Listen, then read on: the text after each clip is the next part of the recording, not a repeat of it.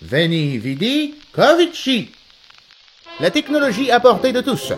Pendant que nos opérateurs profitent du confinement pour déployer les outils de communication du futur, nos ingénieurs perfectionnent l'outil ultime de lutte contre le virus.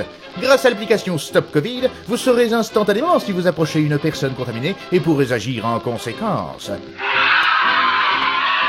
Bien confinés dans nos serveurs, vos déplacements nous permettront d'endiguer d'éventuels sursauts épidémiques. La population est sceptique, que cela ne tienne. Le bon sens paysan de nos meilleurs éditorialistes permettra de diffuser la bonne parole. Faut une carotte. Faut dire aux gens, tous ceux qui téléchargeront l'application et qui l'utiliseront, ils seront prioritaires le jour où on aura des tests de sérologie qui permettront de déconfiner vraiment ceux dont on verra qu'ils sont immunisés. La carotte pour les volontaires, le bâton pour les réfractaires. Certes, les Jeux Olympiques sont annulés, mais nos forces de l'ordre gardent tout leur esprit de compétition. Cette semaine, le Tarn se hisse sur la 3e marche du podium des verbalisations. Les gendarmes ont mis fin au comportement délictueux d'une dangereuse récidiviste qui tentait d'entrer en contact avec son mari confiné à l'EHPAD. Le premier accessite revient au Jura, où une infirmière imprévoyante a reçu une amende après ses 24 heures de garde, faute de pouvoir présenter une attestation en bonne et due forme. Mesdames, faites preuve de discernement et demandez l'autorisation à vos époux avant tout déplacement.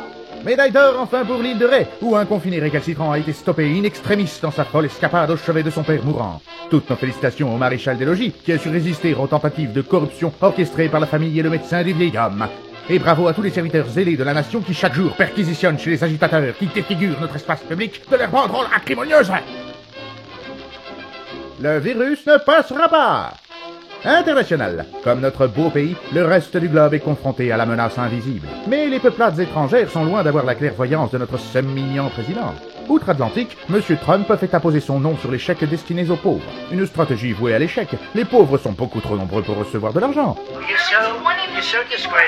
En Bulgarie et au Rwanda, les ministres renoncent à leurs émoluments. Une démarche bolchevique, empreinte de populisme, à laquelle nous ne céderons pas. Heureusement que la Commission européenne, sans aucun doute inspirée par nos plus grands esprits français, nous sommes un peuple qui travaille, qui aime le travail, s'entoure des meilleurs experts pour faire barrière aux lobbies écologistes qui menacent notre stratégie de relance économique.